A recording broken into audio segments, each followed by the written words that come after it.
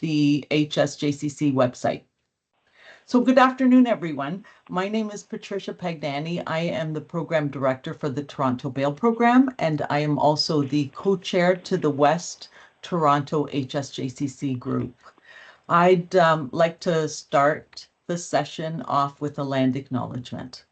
So reconciliation is about establishing and maintaining a mutually respectful relationship between Indigenous and non-Indigenous people in Canada. For that to happen, there must be an awareness of the past. All of us must listen, self-reflect on how we are situated in that history, and work to understand and acknowledge the history from an Indigenous perspective.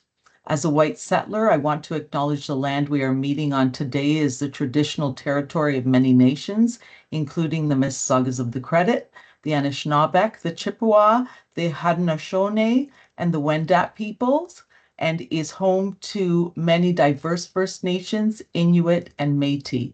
I also acknowledge that Toronto is covered by Treaty 13, signed with the Mississaugas of the Credit, and the Williams Treaty, signed with multiple Mississaugas and Chippewa bands. Toronto is the territory subject to the Dish with One Spoon Wampum Belt Covenant, an agreement to peaceably share and care for the Great Lakes region. Indigenous nations and peoples, Europeans, and all newcomers are invited to join in this treaty in the spirit of peace, friendship, and respect. So the mandate of the Human Services and Justice Coordinating Committees is to engage in cross-sectoral planning, coordination, and integration of services for individuals with complex human services needs who are involved in the criminal justice system.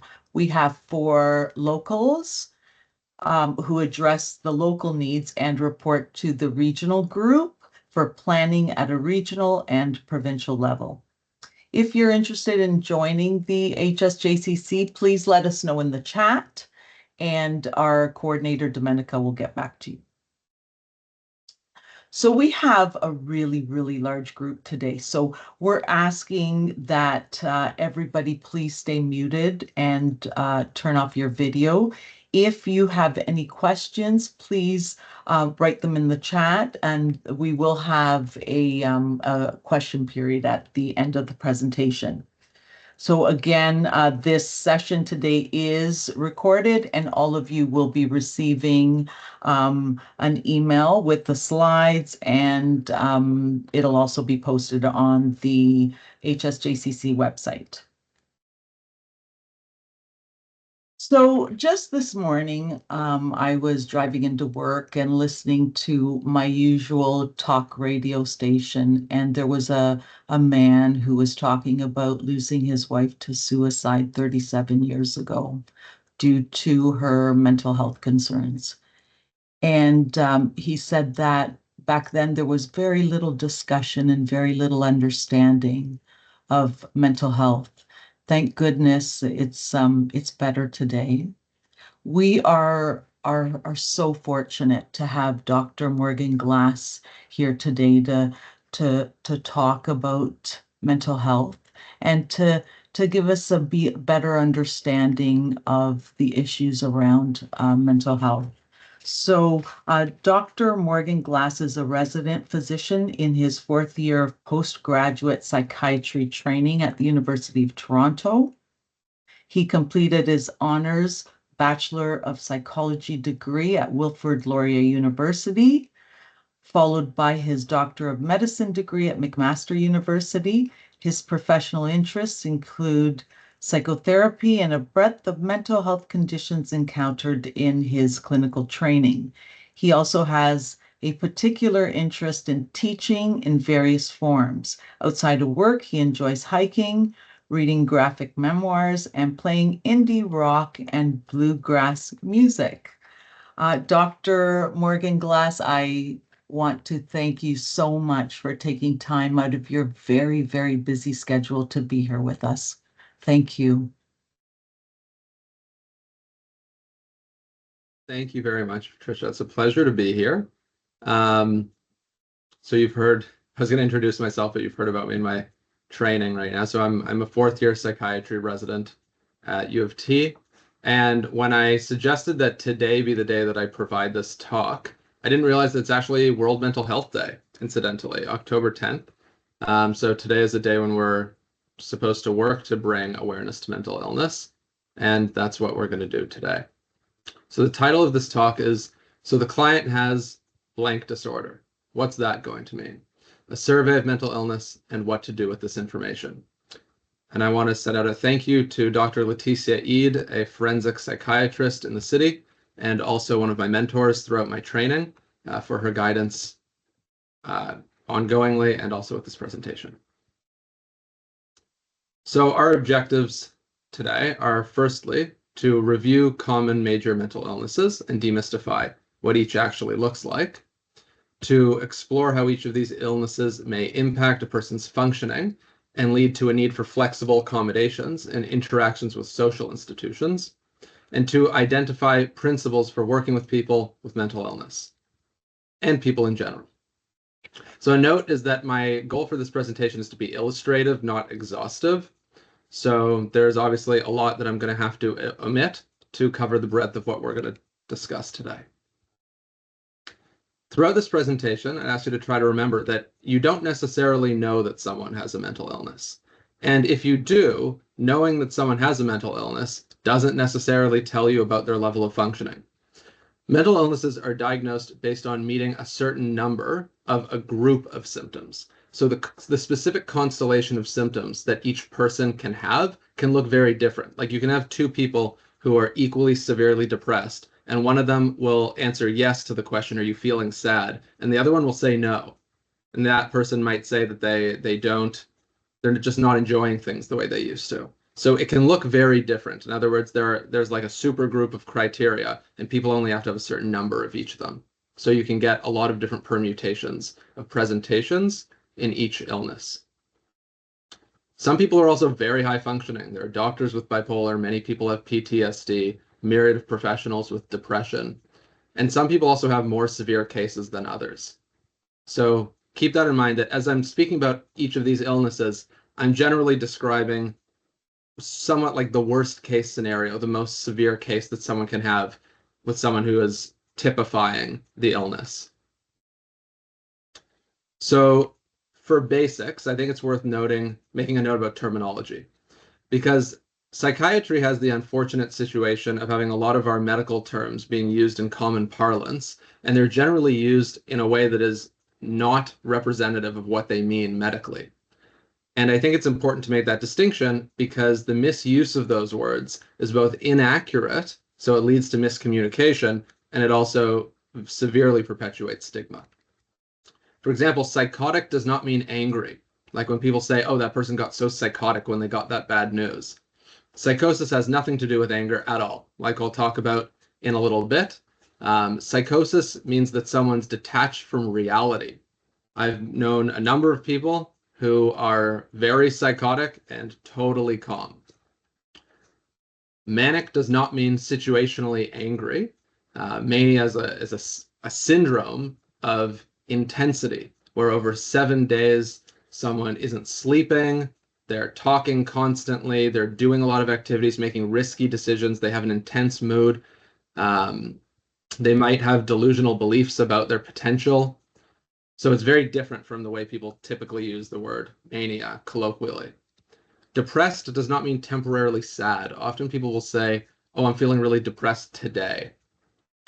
Depression is a syndrome of at least 2 weeks during which someone is profoundly impaired in the sense that they are feeling low, they're not able to enjoy things, they might have suicidal thoughts, there are physical changes like their sleep, their eating. I'll go into that in more depth.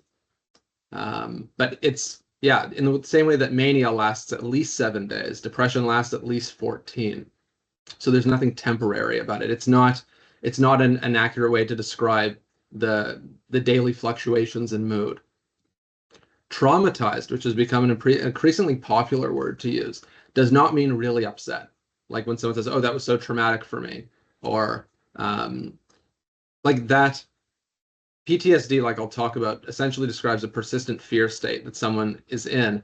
following a number of, or one of a number of specific traumas that someone can experience, usually involving like threat to life or some sort of violation. OCD does not mean particular. People will say, oh, I like having my desk a certain way. That's just my OCD. OCD has nothing to do with being particular. OCD is the combination of obsessions, where someone has intrusive, distressing thoughts, and compulsions, which are behaviors they have to do in order to mitigate those thoughts. So using these terms to give an analogy is like feeling sick after eating a lot of sugary food and saying, I'm feeling so diabetic right now. Or if someone was trembling, saying they got all Parkinson's. It's stigmatizing and also inaccurate. So I would recommend instead using descriptive language rather than medical labels. Say that someone's angry or irritable or livid or sad or hurt or frustrated or particular. Or if you want to use a broad term, you could say they're dysregulated, which essentially means they've lost their cool. So the first illness we'll go through today is the schizophrenia spectrum. I say schizophrenia spectrum because there are a number of schitz disorders. There's schizophrenia, schizoaffective disorder, schizophreniform, schizotypal personality disorder, brief psychotic disorder. These are all symptoms that are illnesses that we would refer to as primary psychotic disorders, and they all in one way or another share features of schizophrenia, which is sort of the prototype for this group of illnesses. So though it says schizophrenia spectrum, I'll be speaking about schizophrenia in particular, though recognize that when you have patients with schizoaffective disorder, they could be essentially describing a lot of the very same things. So there are essentially three categories of symptoms. There's the dramatic, the deficient, and the cognitive. The dramatic ones are the ones that you probably think of when you think of schizophrenia.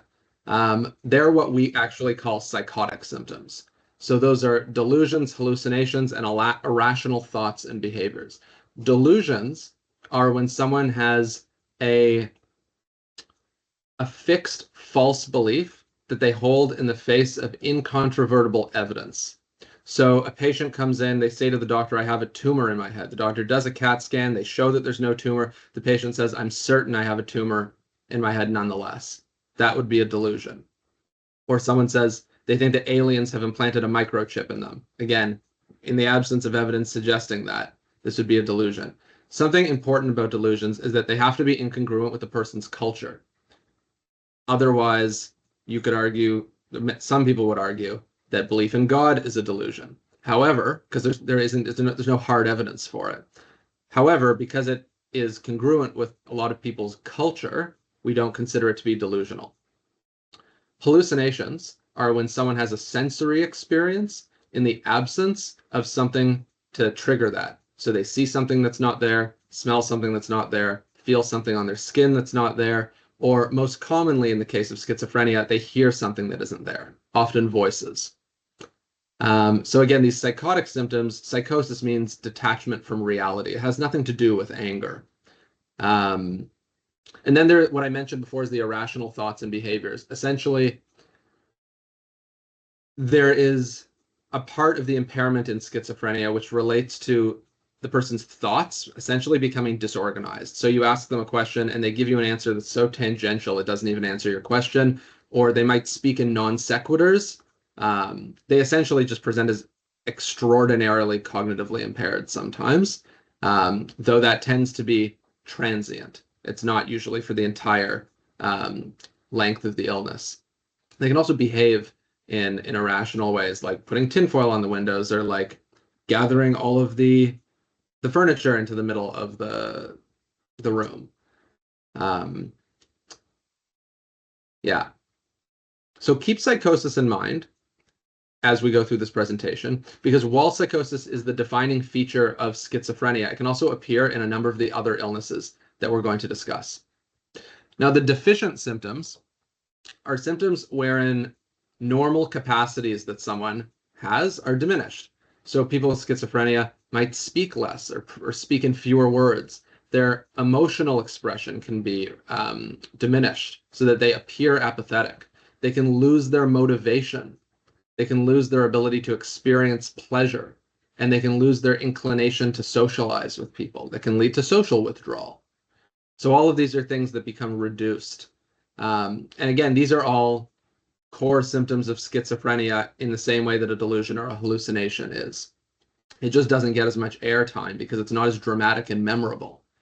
The cognitive symptoms are essentially cognitive impairment, impairment in attention, memory, planning, among others.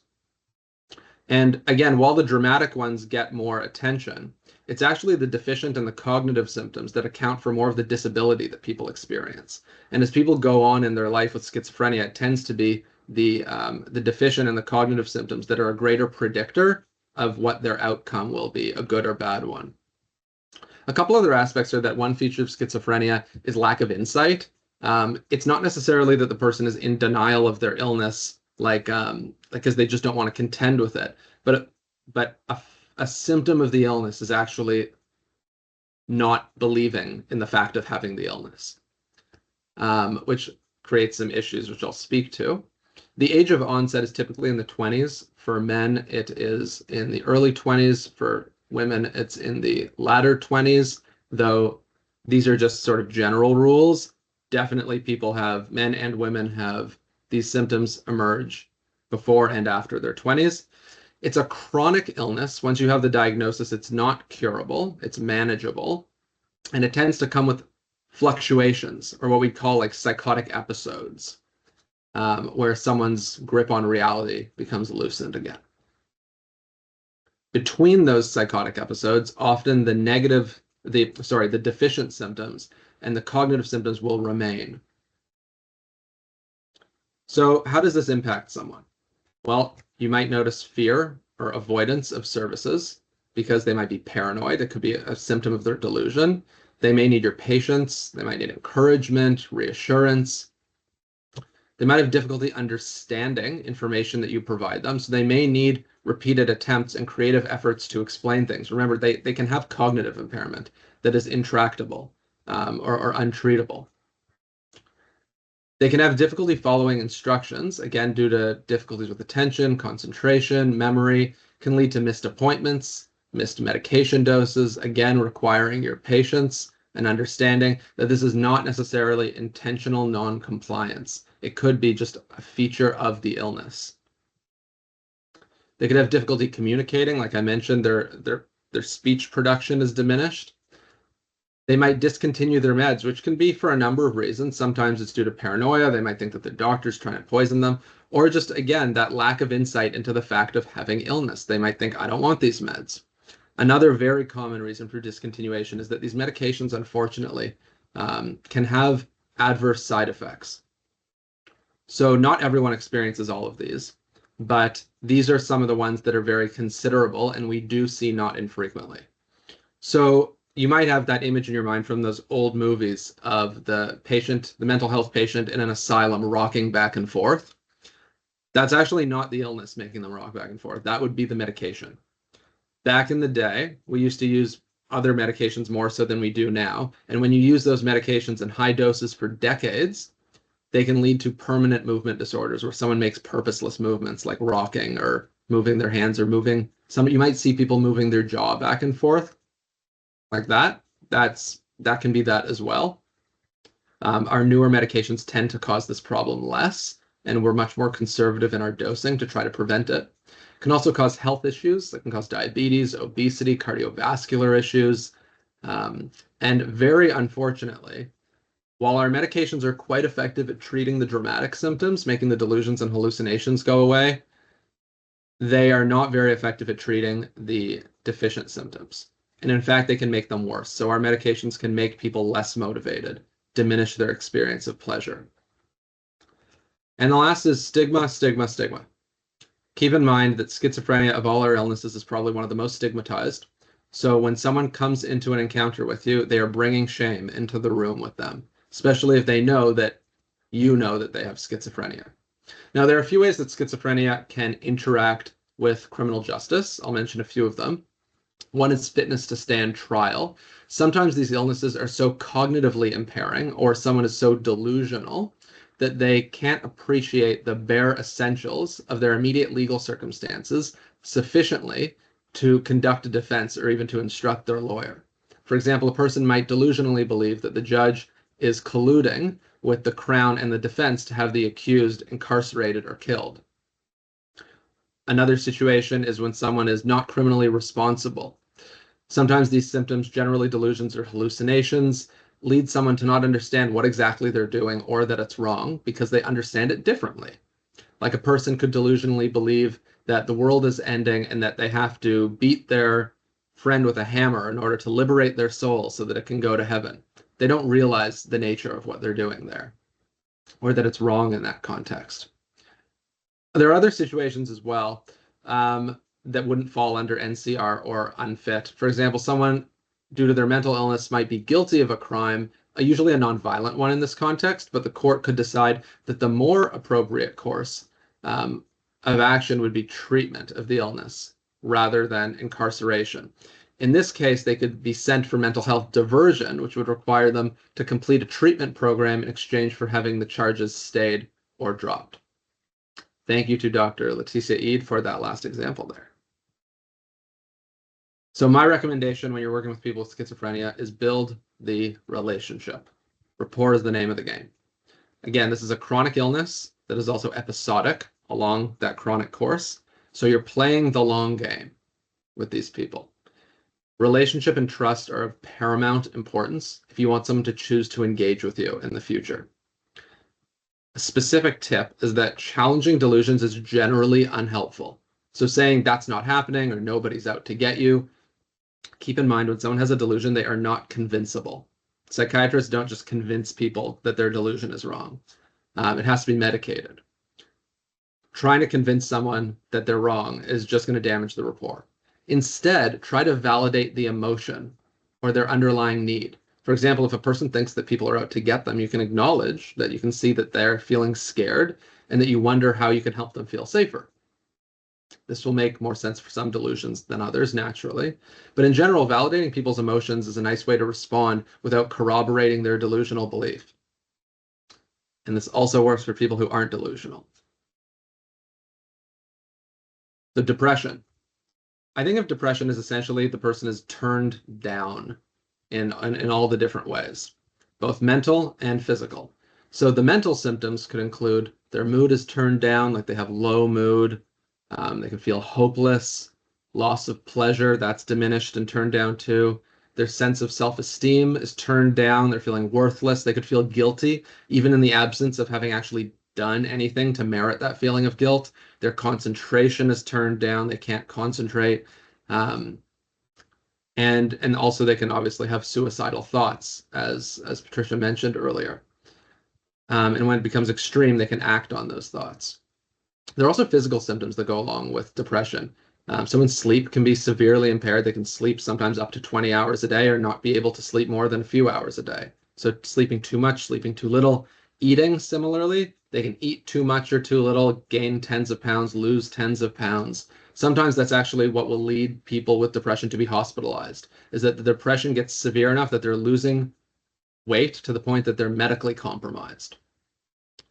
Their energy is turned down, and sometimes they'll be jittery or they'll seem slowed down, like they're moving and like they're like walking through molasses. Depression can get so severe that the person actually becomes psychotic. Often it's psychosis with the flavor of depression. Like I had a patient who was delusionally hopeless. He, in spite of never having tried any depression treatments before, was absolutely certain that nothing that I could provide medically would do anything to help him. He appreciated that it could help other people and that our treatments are generally effective, but he thought for him, it was impossible anything would help. So a note on suicidality now. Suicidality is a spectrum from mild thoughts like, oh, I don't feel like going to work tomorrow. It would be so much easier if I didn't wake up, to actually acting on a suicidal plan. So what it comes down to is assessing risk. So you want to watch out for certain important things, like someone's history of suicide attempts. We always think that the greatest predictor of the future is past behavior. So the risk of past suicide attempts has as its greatest risk factor having attempted suicide in the past. Hopelessness is also foreboding, as Like in the case of this patient I was describing, it might make them engage less with treatment and see less of a future for themselves, which is also its own risk factor, a lack of being oriented to the future. When someone sees no future for themselves, they're at higher risk of suicide. So an important note is that you may very well, in the course of each of your professions, have patients or clients who die by suicide. We can reduce the risk, but we cannot effectively predict who is going to die by suicide or who is going to attempt. We cannot hold ourselves responsible when somebody dies by suicide. Ultimately, we can do what we can to mitigate the risk, but each person makes their own choices. We can do our best to help, we can support people, but we cannot hold ourselves responsible for someone's death by suicide.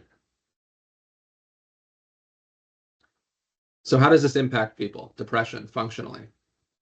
Well, they can have difficulty understanding because of the concentration impairment. You might need to make repeated attempts or creative attempts to explain things. They might have difficulty communicating, requiring your patience, because even just they can be so profoundly devoid of energy that even just speaking is fatiguing. They can also have difficulty taking initiative because, again, they have reduced motivation. They might feel worthless, like it's not worth doing something to better their situation. So my recommendation for working with people with depression is have patience. The person is turned down. So procedures are going to move much slower. Also, do what you can to lower the motivational requirement of their engagement in the services that you're offering. Part of their illness involves lack of motivation. So sometimes leaving the ball in their court could be futile. Now, one of the best treatments for depression is actually getting the person out to do normal activities. So if you're supporting someone, it can be helpful to engage them in like going for walks, going for coffee. The problem is that they might not do this on their own initiative, so it can generally be very helpful to schedule things. It decreases the need for them to then generate that idea independently. Even in any encounter you have with them, even if you're not medically trained, you can help the person plan their coming week and plan like even just brushing their teeth twice a day or showering every few days, things like that. You can schedule the most basic things and it be helpful. Bipolar disorder. The illness has two poles. There is mania and depression. So mania is, I think of as the opposite of depression, where the person is turned up. It's like their motor is at 11 out of 10. It lasts for at least 7 days. So again, this is not a transient mood swing for a day or feeling really keyed up for a day. Their mood is extremely like euphoric or irritable or all over the place for a week. When they have increased energy, they're barely sleeping. Paradoxically, they might sleep 1 or 2 hours or no hours per night and have more energy than you've ever had in your entire life. And in the absence of drug use too. They can be easily distracted. They can make poor or risky choices, sexual indiscretions, poor business decisions, spending a lot of money. They can have an inflated sense of self-esteem. They can have racing thoughts that are going so quickly you can't even catch up with them. They can talk endlessly. What's important to note is that this is a departure from the person's normal. Some people are impulsive and risky and make bad decisions and have sexual indiscretion and spend a lot of money all of the time. That's not mania. That's just who they are. Mania can also get, like depression, mania can get severe enough that you actually become psychotic. For example, someone's self-esteem can become so inflated that they actually think that they're on like a divine mission from God, and they might do something dangerous like walk out onto a highway thinking that they have divine protection. There are two types of bipolar disorder, type 1 and type 2. Essentially, the difference is that they both have depressions, but bipolar 1 has mania, which I just described, and bipolar 2 has hypomania, which is a reduced form of, like a less severe form of mania, basically, where it might not last as long. The person is definitionally not dysfunctional. They might even be functioning better than normal. Imagine having a mood that's a little bit more chipper, only needing 5 hours of sleep to feel fully rested instead of 7, having more energy, having greater self-esteem. They could actually be outperforming their own normal. But unfortunately, it typically predicts a coming depression thereafter. And also sometimes when someone's hypomanic, their mood is irritable. So it's still damaging for them. I want to stress that mania, as I described before, as you might imagine, often results in a lot of burned bridges. It can be absolutely devastating for somebody's life as they spend all of their money, cheat on their partner, do things at their place that make their landlord want to evict them. Again, these are not everyone, obviously, but these are examples that I've seen. So when someone has bipolar 1, when they have full mania, the priority with bipolar 1 is preventing mania. That's our primary goal for treatment, and our secondary goal is treating depression. For bipolar 2, because they only have hypomania, they don't have full manias, depression is the major issue. So bipolar 1, we're focusing on treating mania. Bipolar 2, we're focusing on treating depression. Functionally, this can have a number of impacts on someone's life, including that they're very fragile.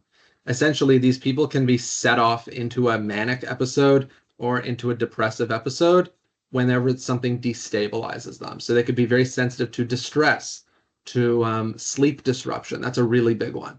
So it's imperative that people with bipolar disorder continue to have their 7 to 9 hours or whatever they need every night, because a few nights of poor sleep, a few nights of missing medications can lead to a manic episode, which again can devastate the person's entire life irreparably. There can be medication adverse effects, including cognitive impairment. It's very unfortunate because untreated bipolar disorder also causes cognitive impairment. So you're sort of damned if you do, damned if you don't in terms of cognitive impairment. Though we have some meds that are less cognitively impairing, it is an unfortunate reality of the nature of our treatment. Again, stigma, stigma, stigma. Of all of our illnesses, bipolar's got to be one of the ones that is used most frequently colloquially as a disparaging way to talk about someone. Like someone who's very moody, you'd say, oh, they're so bipolar, which again is not accurate and just sort of harmful to people who actually do have bipolar. So my recommendation when working with people with bipolar is that stability is the name of the game. You want to support this and advocate for it in whatever capacity you have.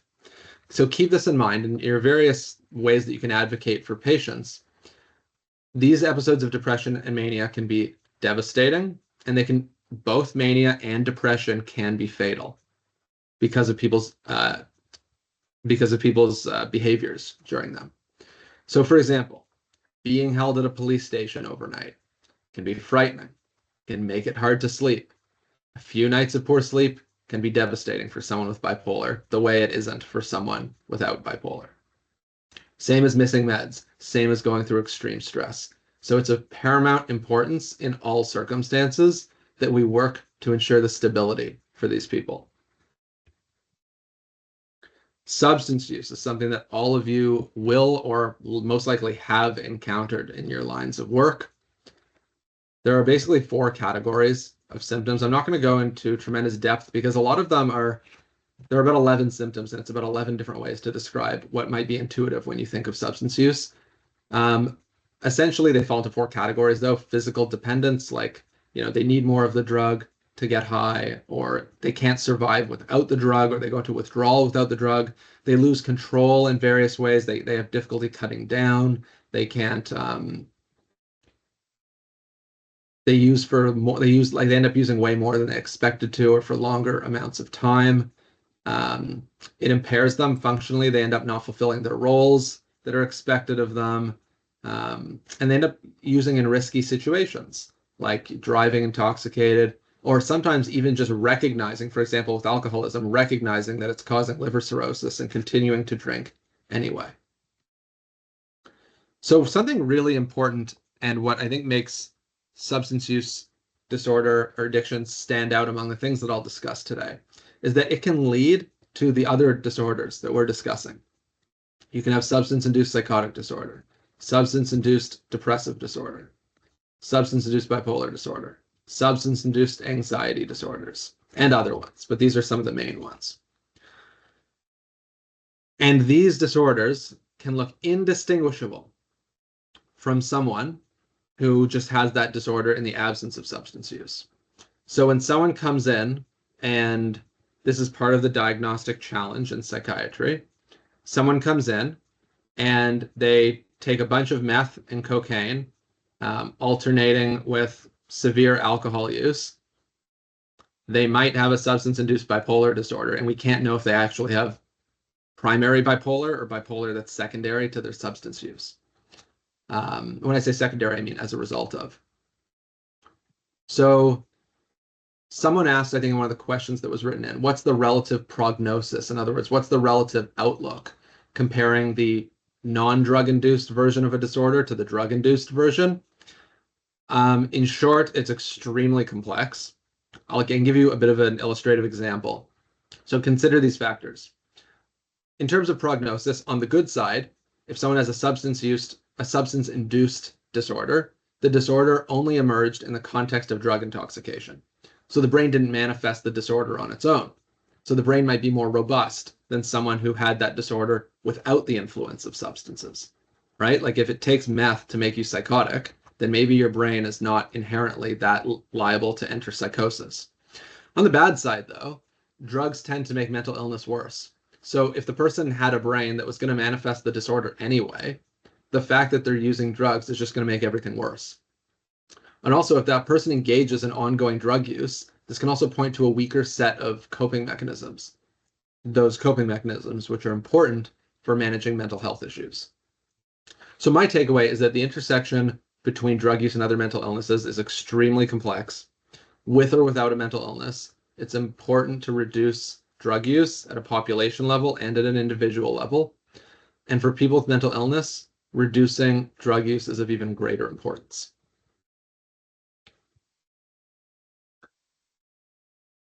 Functional impact of substance use disorders. One is desperation. The person now has a new physiological need, potentially even more intense than the basic ones, like the need for food or the need for shelter. Suddenly, the person can't survive without alcohol. That can be a really strong driver to lead someone to engage in criminality, other things that they wouldn't normally do. Poor decision making due to the effects of intoxication. Sometimes, like alcohol is disinhibiting. Cocaine can make someone feel invincible. And also, like I was suggesting, as a component of the effort to obtain drugs, like someone might end up engaging in sex work or something like that. There's also a lot of social complexity. So drug use can lead to a loss of someone's social network, obviously, is very commonly seen.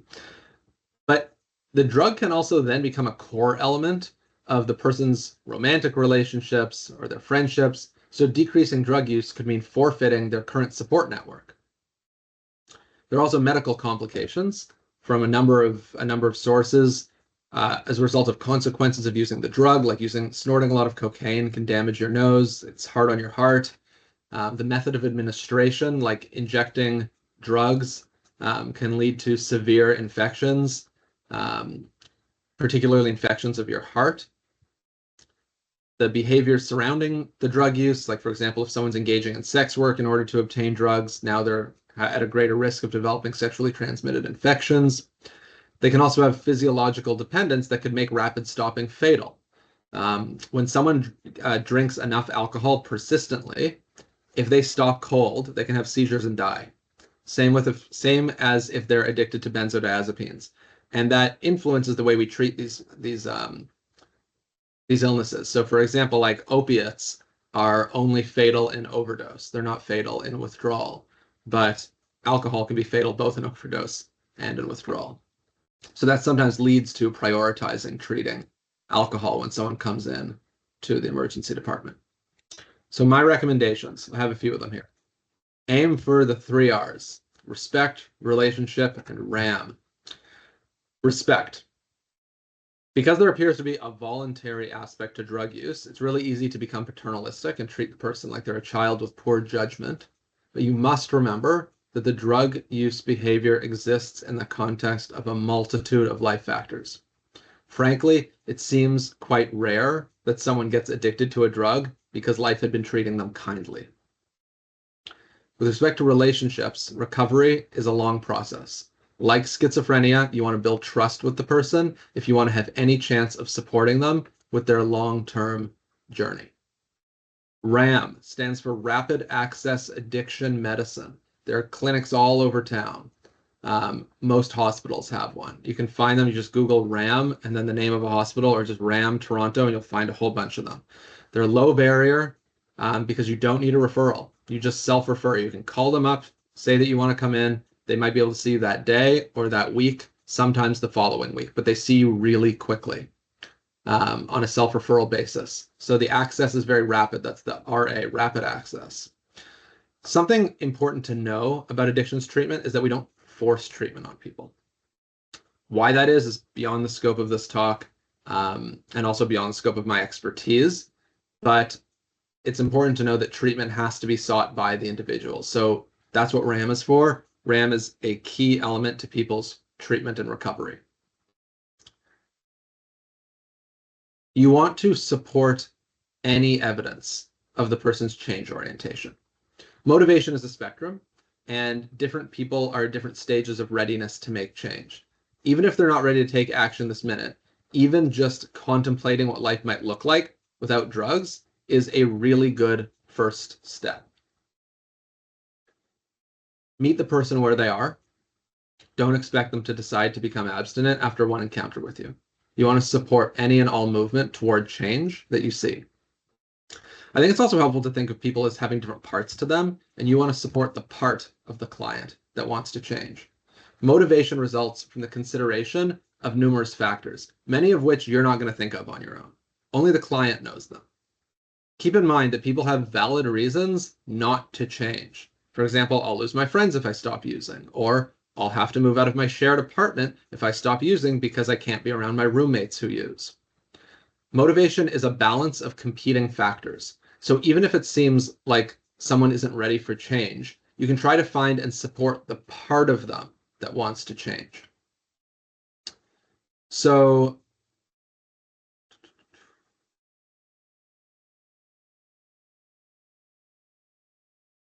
for example, like if someone says, I don't think I'm ready to stop using, it wouldn't be helpful to say, well, you have to stop because it's a condition of your probation. Instead, you could say, I hear that there's part of you that wants to change because of your probation condition, among other reasons, and another part of you that isn't sure how to make that a reality. There, you've just validated that part of them that does want to change and wants to do the right thing. You've recognized the struggle that they're having and potentially even oriented the conversation toward exploring barriers to making change, which you can then work on together. Post-traumatic stress disorder, I think of as essentially an ongoing fear response. Essentially, we distinguish between what we sort of casually call big T and little t trauma. Big T trauma is what can lead to PTSD. It's generally a grave medical illness, physical assault, a sexual assault, or a near-death experience, either experienced by the person or someone else. So for example, sometimes first responders will come to the scene of a grisly crime and they can develop PTSD from that. And little t trauma, in contrast, is like invalidation, mistreatment by your parents growing up that's nonviolent. So when we talk about PTSD, it's coming from big T trauma, these threats to life or violation. Essentially, the cycle works like this. The person has a traumatic event that's extremely distressing. And because it's so distressing, their brain can't process it in that moment. So they have this insufficiently processed experience that then continues intruding into their mind. And when it comes into their mind, it's very distressing again. So they avoid it. They push it out of their mind, or they avoid things that remind them of it. So then it remains insufficiently processed. It keeps intruding, and then they avoid it again. Remains insufficiently processed, intrusion, avoidance. So they end up in this unending fear state. The functional impact includes a number of things. One thing that we tend to notice is narrative incoherence. So when people have PTSD, sometimes you'll ask them something, they'll give you a long answer, and you'll realize you didn't understand anything they said. Like the sentences made sense, but there wasn't much content to it, or the sequence of events that they described didn't really follow. That can just be a feature of the illness and requires your patience. They can be susceptible to trigger You might need to pause for breaks so that the person can reconstitute if they become triggered or distressed by something that's evocative of their trauma. They may engage in avoidance, which can functionally make them unable to go certain places or interact with certain people without terror. Like sometimes even anyone in that demographic that was responsible for the person's trauma can be distressing. Like someone who's sexually assaulted by a man might then be afraid of all men. They can also have insomnia. That's a pretty big part of the illness too. So they might need accommodations around timing, like giving them the option to have a meeting in the afternoon instead of the morning. And they can also have true amnesia for the event. Like I was describing, those events are not fully processed. So even in the absence of a head injury during the event, they could genuinely not be able to draw up the memory or recall what happened. Of course, if the person's trauma actually involves a head injury, their brain might just not have actually encoded the event. Like when someone gets knocked unconscious, sometimes their brain doesn't record the memories immediately surrounding the head injury. My recommendations are be patient, solicit the person's concerns, but not the details. Prying about their trauma does not help. So when I say solicit their concerns, it's asking them what is difficult for them as a result of their trauma, rather than saying, can you tell me what happened in your trauma so I'll know it's difficult for you? And accommodate them flexibly. Traumatized people require extra patience and flexibility, given their susceptibility to terror and difficulty experiencing or recalling or engaging with certain types of people or settings. It's different for each person, so you can ask them what would be helpful for them to engage. Prying is not likely fruitful. It's usually just damaging, and it can provoke a shutdown where the person just becomes so distressed that they either look distressed or sort of like dissociate or shut down. In general, you want to defer to their pace of sharing. Anxiety disorders and OCD, I'll address quickly together. There are a number of anxiety disorders. Some of the four biggest ones that you're likely to encounter are generalized anxiety disorder, social anxiety disorder, panic disorder, and agoraphobia. Generalized anxiety is your worriers, people who worry about everything under the sun. If there's something to be worried about, they will worry about it more than the average person. Their mind is often jumping to the worst case scenario, asking, oh, what if this happens? What if that happens? Essentially, what they're doing is they're overestimating the likelihood of bad things happening, overestimating how bad they'll be, and underestimating their ability to cope with them. Social anxiety disorder is essentially being intensely afraid of embarrassment. You might have the image in your mind of someone with social anxiety who is like a wallflower or like very socially withdrawn, but these people can actually be very high functioning and very social. Because to meet criteria for social anxiety disorder, you can either avoid social situations or just be very distressed during them. And some people are good at hiding their distress. There are panic disorders as well. So panic disorder is essentially the fear of having panic attacks. Generally, the person has one or two unprompted panic attacks that come out of nowhere, and they become so terrified of them happening again that fear of panic attacks ends up running their life. Now note, just like the way psychosis can occur in a number of different illnesses, panic attacks can as well. You can have schizophrenia with panic attacks, bipolar with panic attacks, depression with panic attacks, generalized anxiety with panic attacks, without the fear of the attacks themselves becoming its own independent issue. Agoraphobia is fear of situations where the person might be unable to escape or get help. For example, being outside of the home alone, being in a big, wide open Costco parking lot, being in enclosed spaces, being in public transportation. It often happens with panic disorder because the person is afraid that the panic attack might happen, and then they'll be unable to get help in the agoraphobic situation. But it can happen in other situations as well, prompted by a medical condition. For example, an older person who's having episodes of incontinence might be afraid to go out of the house or go on transit or go to public places because they're afraid of having an episode of incontinence and suddenly they can't leave their house anymore. Obsessive compulsive disorders, I hinted at before, is the presence of obsessions and compulsions. Obsessions being unwanted, intrusive, disturbing thoughts or images or urges. Now, it's important to note that we all have intrusive thoughts. We all have many of them every day. Those are the thoughts that seem like they come out of nowhere. They might be funny. They feel generally incongruent with your own values. Like, I think a lot of people, when we're standing on the subway platform, see the subway train come by and think, oh, what if I jumped in front of it? Or standing on a balcony, think, what if I jumped off the balcony? Or another classic one is when you're driving, you see a pedestrian walking by, thinking, what if I just stepped on the gas and hit them? It's not in line with your values, but that thought just seemingly comes out of nowhere. Well, sometimes people with OCD get extremely distressed about those. So that's an example of an intrusive, disturbing obsession.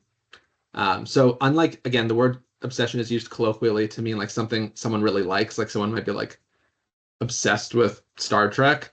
That's not what obsession means in a medical context. It means intrusive, unwanted, disturbing thoughts, images, or urges. Compulsions are things that people do to mitigate the obsession, to make it go away. And definitionally, they don't make sense, either in that they're completely unrelated or that they're excessive. So, for example, someone had a patient who was very afraid that when he would change his son's diaper, that he would accidentally contaminate the new clothes with feces from the old one, so he would wash his hands. Now, washing your hands once makes sense. Washing your hands with scalding water for 20 minutes doesn't make sense. It's excessive. And sometimes it's things that are totally unrelated, like, or almost like little, sometimes they're mental rituals. Like if someone has the word slaughter pop into their mind, they might need to like transmute it into the word savior, replacing a bad word with a good word. Sometimes people have counting disorder, counting obsessions. Yeah, I had a patient who could only go to sleep on even number minutes.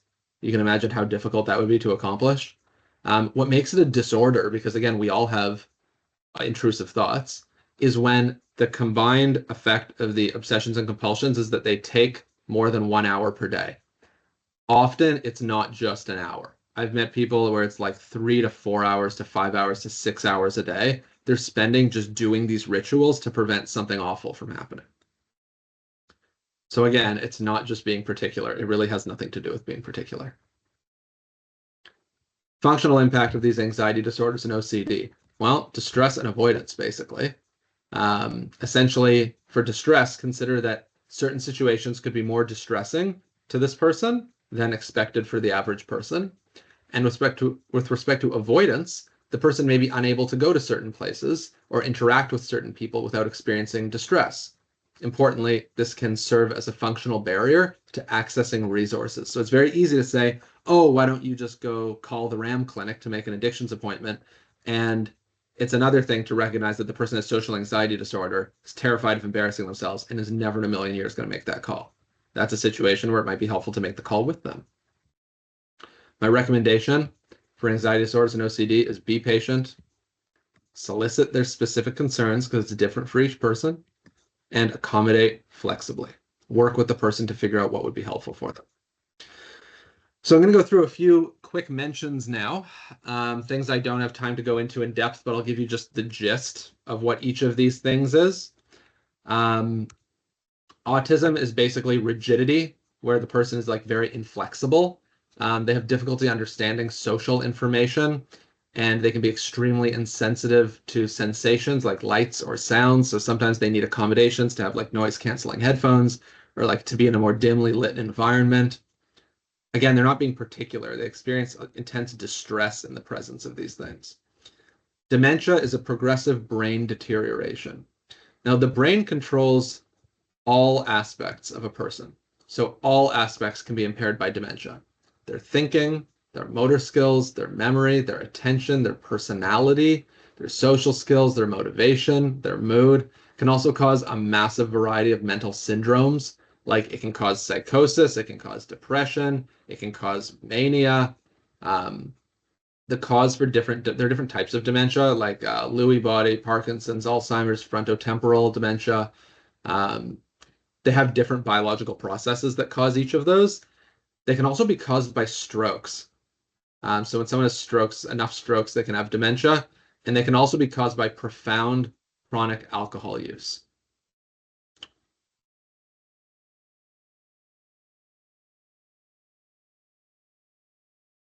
Intellectual disability is essentially a lack of intelligence. You want to help these people creatively. Essentially, you just have to not expect a level of problem solving that's commensurate with that person's age, because they cap off earlier in life. ADHD and specific learning disorders, super complex. Unfortunately, I'm not able to go into them today, but they look totally different from one person to the next. Accommodations are essential to helping these people function. Without accommodations, they can be extremely impaired and never get even close to reaching their potential. With accommodations and proper treatment, their level of functioning can equal that of their peers. So it's important to have this recognized early. Dissociative disorders, again, extremely complex, very different from each other. The point is, though, that someone can genuinely have gaps of time when they are where they don't have memory and they can't account for their behavior during that time. Like, I had a patient who told me that he remembers being on the bus in Brampton, and then he found him, and then the next thing he was aware of, he was on the Scarborough Bluffs. Their brain is, in a way, essentially offline when dissociation happens, and this typically happens for people with trauma. Post-traumatic brain injuries or post-concussion syndrome, it can present with anxiety, depression, personality change, and irritability. Okay, so now I'll pause for some reflections. I want you all to consider this grand question. Why is each person the way they are? I'll give you about a minute to think about that.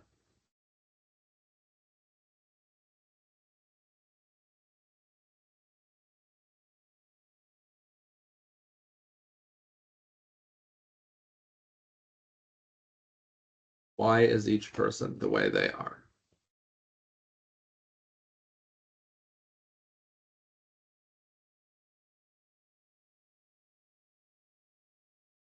This is perhaps the main question that drove me to study psychology, then train in medicine, then psychiatry. A simple but helpful answer is biology plus experience. So if you have flour and water and yeast and eggs and butter and sugar, you can make a ton of different foods that look very different from each other, taste very different, fulfill different roles in different meals. Things you would never imagine came from the same ingredients. But you can't make fruit salad, you can't make fries, and you can't make sushi. My point is, some of what makes people who they are is their biological makeup, how they're born. A huge part of it is also what happens thereafter. Humans have an incredible ability to adapt to their environments as children. By the time you have 18 years under your belt, you become an expert at surviving in the environment that you grew up in. But what happens if the rest of the world is nothing like that environment? Then a lot of the skills and attributes you developed will no longer serve you, and you'll be unprepared to function in society. And those skills that were helpful in your developmental context can now be maladaptive and unhelpful in your present one. Why does a person behave badly or even criminally when it's so obviously causing hardship for that person and everyone around them? It's so obviously the wrong thing to do. Well, behaving in that way was advantageous or even necessary in the environment that they grew up in. So now I'll talk about personality disorders. Personality can be thought of as the suite of tendencies you've developed, how you tend to understand things, including yourself, others, the world around you, how you tend to feel about things, how you tend to behave and respond. It develops in the context of your environment. It should allow for flexibility as you navigate the world and respond in different contexts in different ways that benefit you as a social creature. So when does your personality become a disorder? When you're inflexible and when you tend to respond in ways that cause problems for you across a variety of contexts. This is a helpful general model for thinking about people who are consistently challenging, whether or not they have a personality disorder diagnosed. It's best to think of it as a spectrum. Some people are more intense than others. Some people grew up in more extreme environments than others. So I'll speak specifically about borderline personality disorder because it's the one that I imagine you've likely had some of the most contact with. I have omitted from this presentation antisocial personality disorder, which has a very high, relatively high prevalence in the criminal population, but I've had very little experience with it in my training, and it is certainly not within my area of expertise at this time.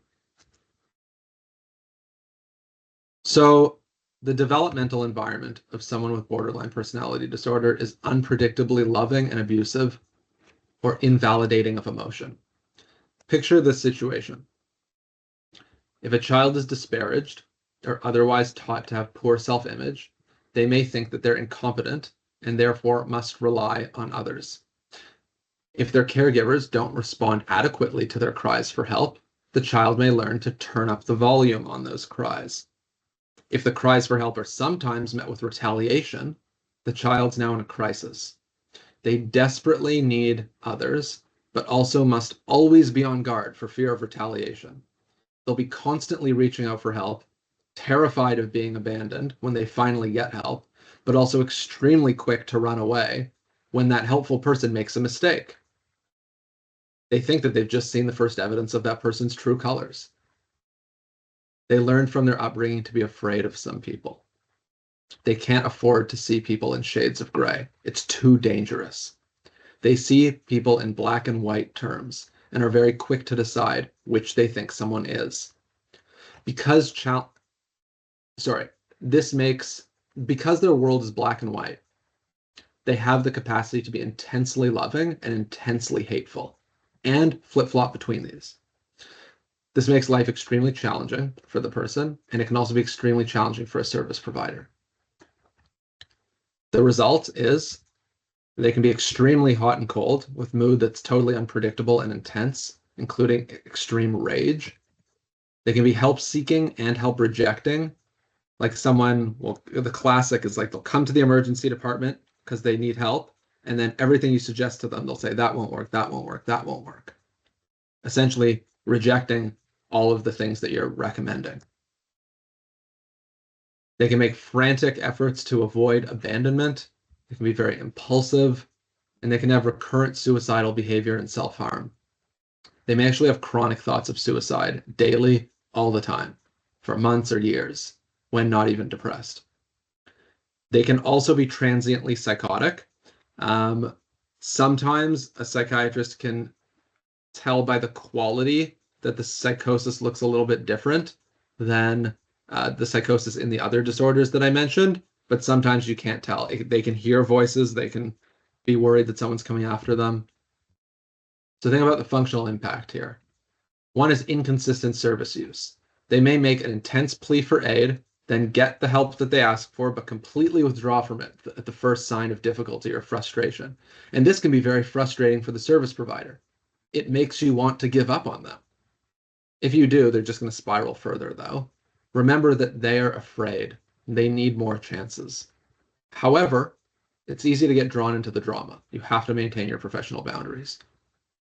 They're also very vulnerable to abuse because when you're too quick to judge someone, sometimes you're too quick to judge people as good. You overestimate how good someone is, and then you end up in dangerous situations. They may continually find themselves in abusive relationships, and they therefore have a very high risk for suffering a major trauma, like that could lead to PTSD. So consider connecting them with appropriate trauma or victim services. There's also social isolation. A personality like this tends to leave someone with few social connections and a whole lot of burned bridges. They may be in greater need of connection to social supports. Finally, positive and negative, there's no medication for your personality. You just have to relearn how to trust yourself and how to trust others. So recovery is self-driven.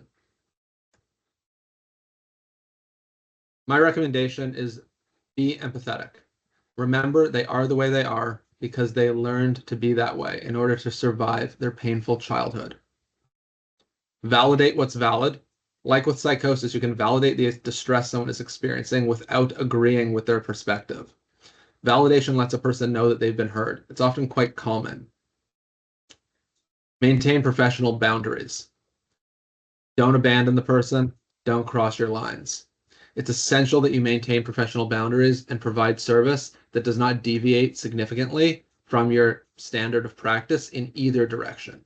You don't want to be saying, oh, I don't want to, like you don't want to be doing less than you normally do for people. But if you find yourself doing a lot more than you normally would, you have to ask yourself, am I getting sucked in to some drama here? Couple notes about BPD is that there's a special therapy developed for it called dialectical behavioral therapy, or DBT. It's very helpful for people who are impulsive and have difficulty controlling their emotions. There's also ultimately a good prognosis or a good outlook for borderline. The majority of people enter remission within 20 years, and many achieve an excellent outcome with a fairly high level of functioning. Something that is pretty unintuitive, I think, to people who aren't in psychiatry, and unintuitive for most of us while we're in our training too, is that hospitalization can sometimes do more harm than good. Determining when to hospitalize someone requires psychiatric expertise. Someone may say that they're having thoughts of ending their lives, and still it will be determined by a psychiatrist that that person would not benefit from being hospitalized. Sometimes people will even come in and say, you have to form me, you have to certify me, I'm going to kill myself. And we still might decide that they're not suitable for hospitalization. This sometimes has less to do with the person's absolute risk and more to do with their pattern of response while in hospital. Some people get worse in hospital. Like I mentioned before, sometimes people have like chronic ideas of suicide. Some people just exist. They just go through life at a persistently extremely high level of risk for suicide. And sometimes we only hospitalize people when we think that hospitalizing them will actually contribute positively to their condition. So a couple of general principles for interacting with people with mental illness, or just in general. For the angry person, when you're dealing with an angry person or someone you think may get angry, for example, someone you're about to deliver bad news to, safety first. Configure the room. If you can, be in a dual egress room or a room with 2 exits so that you can't be locked in. Never have the person between you and the door. You want to be between the person and the door at all times so that your path to the door does not have to go through them. Again, makes it harder for them to block you in. If you anticipate a difficult person, let someone nearby know that you're going to go into the room with that person. And if you're more concerned, don't go alone. Have someone else come in there to sit there with you. Read the room. Note signs of escalation. Is the person getting louder? Are they talking faster? Are they pacing back and forth? If so, the situation is deteriorating as you feel their presence become increasingly imposing. If they stand up, you'd better stand up. You don't want to be sitting while someone else is standing. If you feel unsafe, get out of there. End the encounter and flee early. If you wait until you are certain that the situation's dangerous, you're already in significant danger. You can attempt verbal de-escalation when someone is mildly upset. This is a model that I've sort of created to describe it. I think of frustration as motivation divided by experienced success. When I say experienced success, that could be as simple as like feeling like people are listening to me. So a high level of experienced success would be I'm feeling listened to. Low success would be no one's like I'm not getting what I want or people aren't listening to me. If you're highly motivated and you feel unsuccessful, like nobody's listening, you're going to get frustrated. Without sedatives, it's pretty hard to make someone less motivated, especially once they're already angry. So you can't really do much about the motivation. But what you can do is you can focus on making them feel like they're being more successful. Ask how you can help them, what they need, what would make them more comfortable. You're creating choice, even in a situation where they have almost none. It makes people feel less helpless, more autonomous, more powerful. So they feel like they're winning something, even if it's tiny. Like when I make a determination in the emergency department that someone has to receive a sedative involuntarily, I will ask them, would they prefer to take it by mouth or by injection? Obviously, almost all people would choose mouth, but I'm giving them the option to choose. and I actually have had people choose injection. If I say that they have to get an injection, I'll ask them if they prefer right arm or left arm. You want to create as much choice as possible. I imagine the non-medical equivalent for this could be something like, would you prefer to have this meeting in the morning or the afternoon, if it's a meeting that you know the person doesn't want to do? You're showing respect for their wishes, even on a small scale.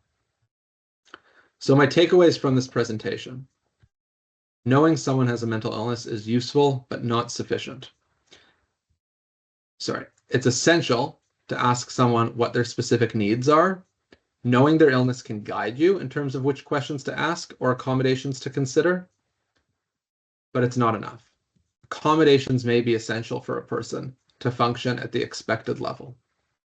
Social institutions are essentially structured on the assumption that people will behave in certain ways in order to utilize them. Mental illness may make it harder for the person to behave in that way that might be expected. Accommodations could be necessary for them to benefit from the social institution in the way the average person might. People behave in the way that was adaptive for them in their developmental environment. So have empathy. And everyone is always doing the best they know how. So be patient. Thank you very much.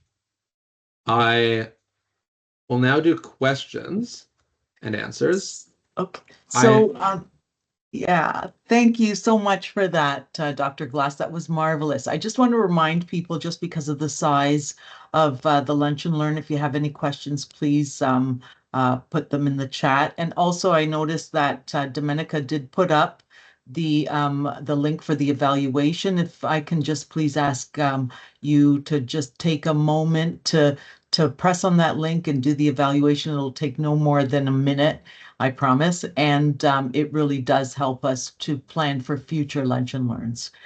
So one of the questions in the chat, Dr. Glass, is... I was going to say, sorry, I was going to say, Patricia, just before we go into that, people wrote in some to me in advance, and I was thinking I might just sort of breeze through those really quickly. Sure. For people who are maybe not comfortable to write them in the chat or something like that, and then we'll do the chat ones. Some of these I think I answered already or don't know the answer or have the answer to. So someone asked, please describe hallucinations in the elderly. Essentially, a hallucination is a hallucination. They're generally the same, barring the influence of neurological or other medical contributors. I would say the difference is like quantitative, not qualitative. In other words, the rate of visual hallucinations might be higher in the elderly than in younger people. But if someone tells you they're having a visual hallucination, it's no different based on the person's age. Someone said, I'd like to learn more about psychosis in adolescents. More or less, it's the same as psychosis in adults. Generally, though, earlier onset tends to have worse outcomes. I think a couple of reasons are that, one, it's an earlier disruption in the person's development. Like, think about it. Does the person end up becoming disabled and having to take some time off of university or some time off of 9th grade? The earlier it happens, the more disabling it can be. And also perhaps it might suggest that they have a more fragile brain if they are becoming, basically if their brain doesn't get as far in life without manifesting the illness, it might have been even more vulnerable to it. Someone asked the trajectory for recovery for clients who have suffered from drug, alcohol-induced psychosis. As I mentioned, it's multifactorial. A lot of different factors. It's extraordinarily complex. Differs by drug, person, context, disorder. Okay, why? This is a really interesting one. Why is mental illness complex to diagnose in teens? Well, first I'll tell you, mental illness is tough to diagnose in general at any point because most of our illnesses have longitudinal patterns. Like schizophrenia requires 6 months of information to diagnose. Bipolar 2 requires at least evidence of a depressive episode and a hypomanic episode. So really, often people present and our answer is time will tell what this is. When someone presents with depression in their 20s, we don't know if they have depression or bipolar because either one of those can present with depression. With teens in particular, I'd say teens are less effective at expressing themselves generally. They don't really communicate in the way that we've like designed our diagnostic criteria around the way that adults tend to answer questions. So sometimes that's not exactly the way teens do. they've not yet been socialized to the mental health system too. They haven't really learned how to navigate it. Sometimes when we see well-seasoned consumers of mental health, they know the words. Like I'll ask someone, are you having any difficulty experiencing pleasure? And they'll say, no, I'm not having any anhedonia. Someone asked, what role do social media and technology play in youth mental health, both positively and negatively? I'd say when asking yourself, what effect does blank have on blank group of people? The answer is often it varies by person. And when working with individuals, that's more important than whatever the population level trend is.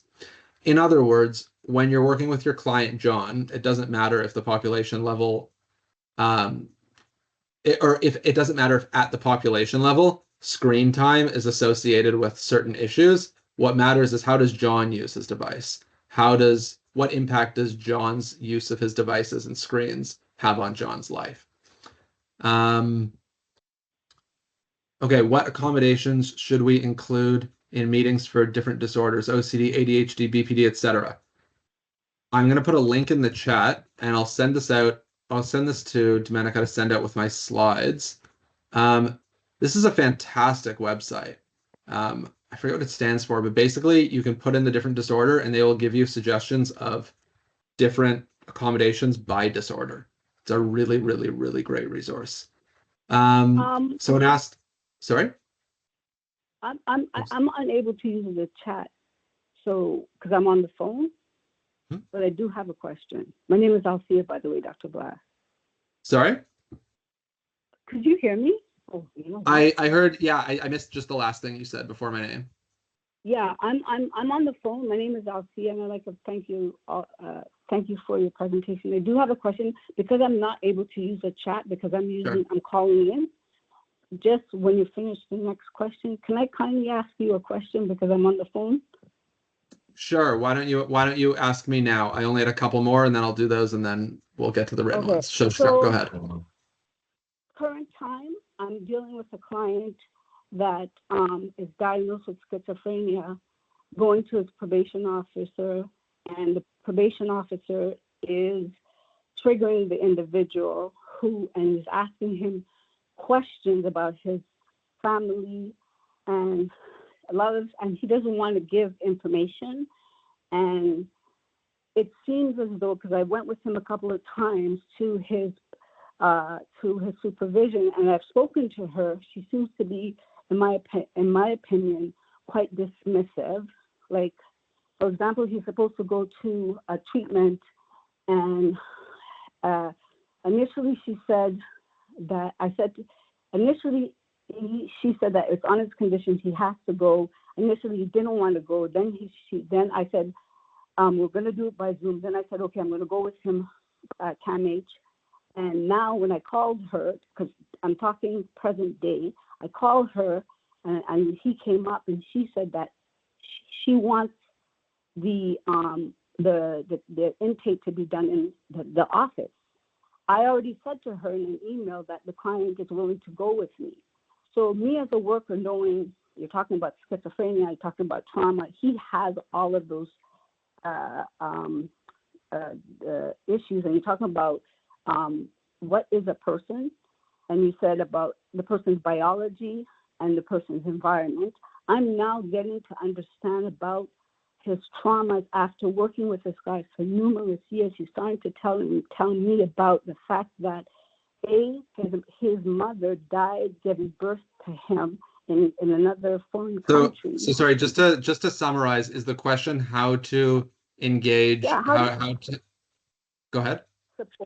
Sorry, sorry. I'm giving a lot of like what to say to someone who is behaving towards someone with schizophrenia in a way that is exacerbating their symptoms or not conducive to like the ongoing relationship. I'm a probation officer at that. Yeah, I mean, you can share this presentation with them. I think it's really a matter of education. I'm assuming this probation officer isn't malevolent or malicious, but just like a lot of these things that I shared today, I think I shared because I think they can be unintuitive. And again, when you're going on when you don't have like a formal training in this, then you're going on the colloquial understanding of what these things are, whereas psychotic is angry and OCD is particular. It's hard to appreciate um, like what these people are experiencing. And you've reminded me of a very important point, that psychosis itself can actually be the traumatic event that leads someone to have PTSD because of what happens because of what happens while they're psychotic. Um, so I hope I've answered that question. I know that the answer is not satisfactory, but I think that that's because there's a it's on a case by case basis, and ultimately we can't strong arm people into behaving differently. Like all we can do is try to educate them. Um, Are you saying quickly? Just I'm going to wrap up. I know there's a lot of people because my thing is I'm getting a pushback from the PO. She's not even willing to help me, and I'm trying my best to advocate and mediate on between the two. I'm getting a pushback.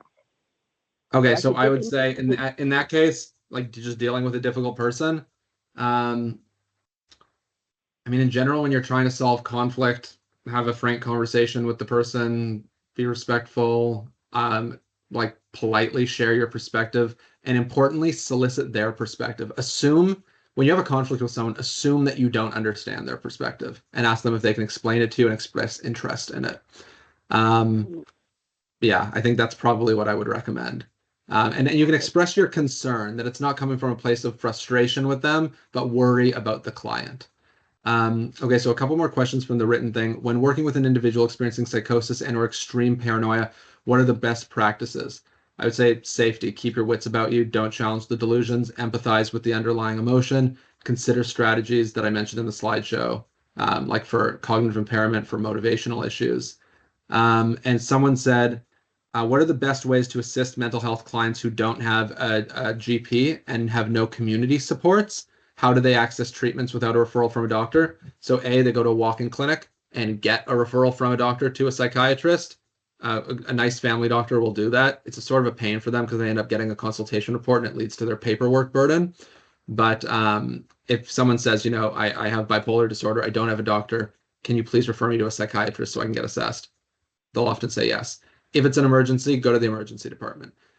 Almost all the emergency departments in the city have a psychiatric urgent care clinic associated with them. So if you go to the emergency department and you're not sick enough to be committed right then, or like I was describing, you might benefit from being in the community more, then they will give you a rapid follow-up appointment. Like if you go to some hospitals, you're having extreme anxiety, you can't manage, they'll give you an appointment within a couple of weeks. Usually, sometimes at CAMH, they can give you an appointment the next day because CAMH works a little bit differently. But yeah, so basically, you still have to. There really is no way to access medical care aside from through like generalists who do triaging, who are like emergency docs and family doctors. Those are the written questions that I have answers for.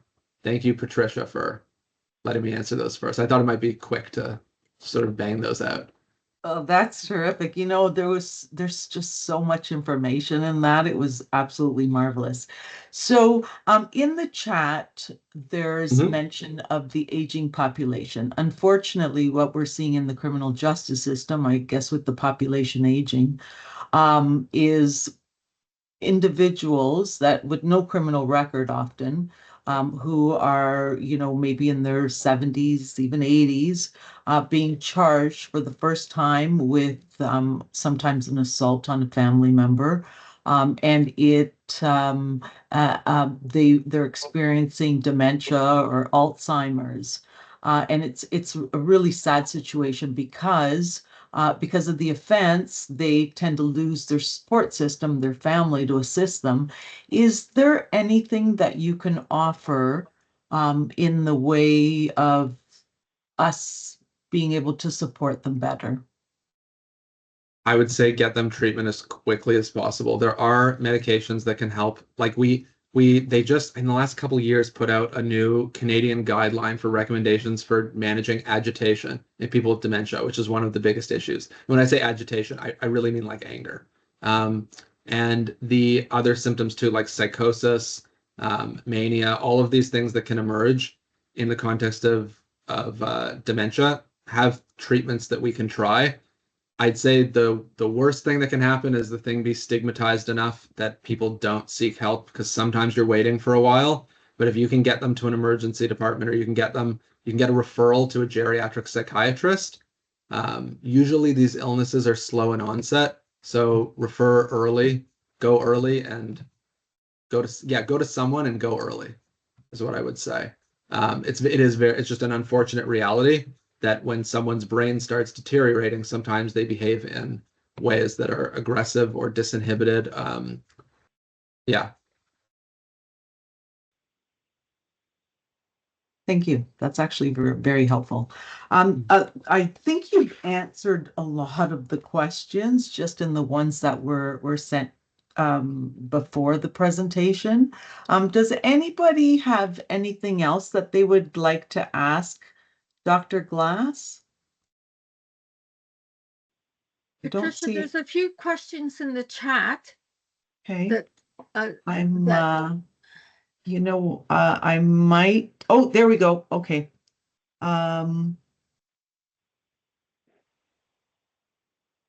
there's one by Mary Murphy.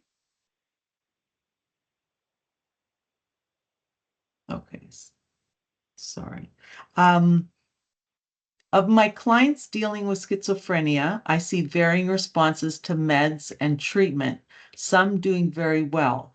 I've been given to understand that lengthy, untreated episodes may have long-term and adverse effects on a person's ability to recover or respond to treatment. Is that accurate? I ask because I often see young adults dealing with the onset of schizophrenia, and I try to encourage them to follow through with treatment. Can they avoid some of the worst outcomes by sticking to treatment, or is it really just chance? Yes, Mary, that's an excellent question and observation. I can't tell you, I can't phrase this very specifically because I've reviewed the literature and it's not clear. But what we do see is that people who have longer episodes of like untreated psychosis tend to not respond as well to treatment in the future. We don't know why that is. We don't know if it's that their illness gets like worse or if their illness changes in a way that just makes it less susceptible to our drugs. But what we do know is that untreated psychosis is really bad, and we need to do everything we can to keep these people on medications. I would also say that the relapse rate is exceptionally high. It's something like 80 or 90% after 5 years after a first episode of psychosis. So we really need to do everything we can to keep people on their meds. The last part of your question, see adults, try to encourage them to follow through. Yeah, so there's the early psychosis intervention system in Ontario where I think every person up to a certain age is entitled to 3 years of being followed by a comprehensive wraparound early psychosis clinic. CAMH, I think, tends to bridge people until they can be taken on by their local one. I might not have that correct, but like there's a different catchment for the different programs, and they offer like social skills training, family education, as well as medication. And this is a perfect example of why it's essential to build the relationship with the person. You want this person coming back to their doctor when they're feeling sick. So honestly, more important than meds now is trust now, because trust now might lead to meds in the future.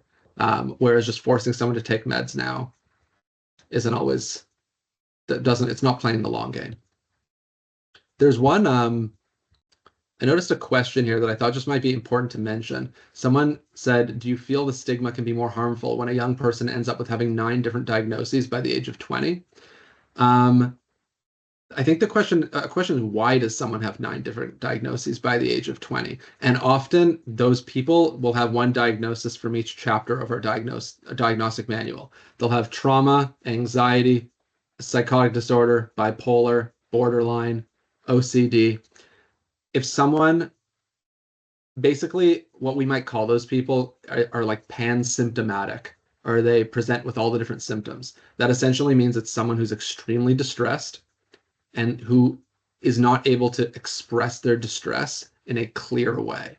So they'll say yes to every question you answer, or they're liable to having very dramatic presentations when they get distressed. So they end up just accumulating these diagnoses. In reality, they probably don't have those 9 diagnoses.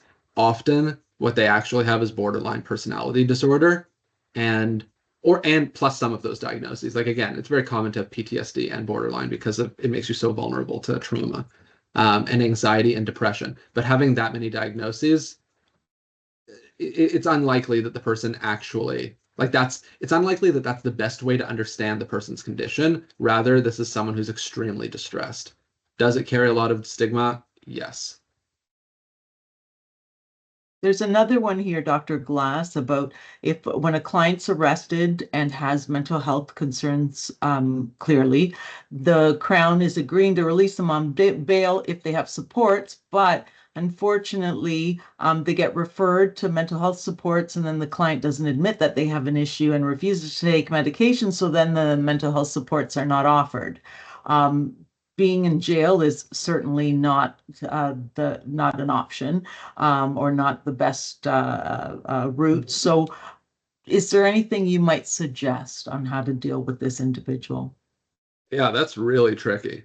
That's really tricky because I suppose it would depend on how the terms of the bail are written. Like, is it that the person has to go attend a mental health assessment, or that they have to get ongoing treatment, which in my mind could potentially be problematic, because in a way that's whoever's making those bail conditions telling the doctor what they should do, and determining, like, making a determination that ongoing care is needed or what that care might look like. So, I mean, that's definitely outside of the scope of my expertise, but I think you do encounter these tricky situations where even just you say, you have to go get mental health treatment, and the mental health treatment's not available. I think CAMH used to have that issue of people getting sent to CAMH arriving like from prison saying, I'm here to get treatment, and CAMH emerged saying, we're an emergency department. We don't do that. I understand it's not as much of an issue anymore. Yeah. Okay, I think that's it for the questions. I don't see any others. I don't, look again, see if I'm missing anything. Being diagnosed with schizophrenia in your 60s, is that even possible? Yeah. Yeah, totally. You can get these things diagnosed at any time. They just typically come in the 20s. But also, the later onset these things are, the more likely we are to also seriously consider other biological explanations, like that the person has dementia or some neurodegenerative disease. Great. I think that's it for our questions, and we're just over our time.